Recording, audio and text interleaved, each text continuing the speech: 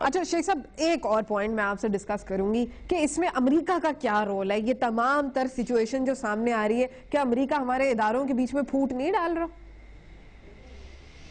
نہ ہمارے ادارے 14 سال کی دوشیزیں ہیں، تو نہ یہ سول حکومت اتنی بچی ہے کہ اپنے مفاد کو نہ سمجھے، اور لوگ ذمہ دار ہیں اس حکومت کو لانے میں بھی۔ جن لوگوں کا عمل دخل تھا ان کو یہ سمجھ آیا کہ پاکستان میں اداروں کی کیا اہمیت ہے، اور یہاں کہہ رہا ہے جی کہ یہاں ڈی سٹیبلٹی پیدا کر دی جائے گی، فلاں کر دیا جائے گی۔ اس سے بڑی کیا ڈی سٹیبلٹی ہے کہ پاکستان کو 1955 میں غلام محمد کے دور میں آپ لے گئے، 7 جولائی 1955 نظر آ رہا ہے، اور انتظار کر رہے ہیں لوگ کہ کب سکندر مرزا جو ہے ٹیک اوور کرے۔ کوئی بات ہے کرنے والی کہ 1 مہینے سے یہ بیمار رہے غلام احمد، اور اس کے اشاروں کناتوں سے اور اس کے جو سپوکس پرسن ہیں وہ یہ کہیں کہ غلام احمد یہ کہہ رہا ہے تو قوم یہ سمجھے کہ غلام احمد یہ کہہ رہا ہے، اور وہ آنکھ جھپکے تو کہے کہ غلام احمد صحت یاب ہے تو قوم کہے کہ غلام احمد صحت یاب ہے۔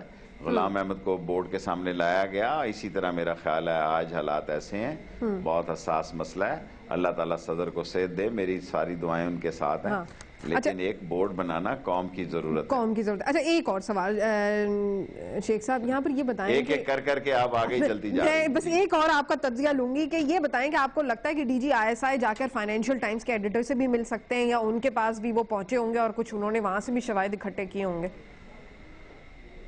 فائنینشیل ٹائم اس وقت تک آرٹیکل نہیں لکھتا جب تک 10-15 دن میں 4-5 دفعہ انفارمیشن منسٹر رہا ہوں۔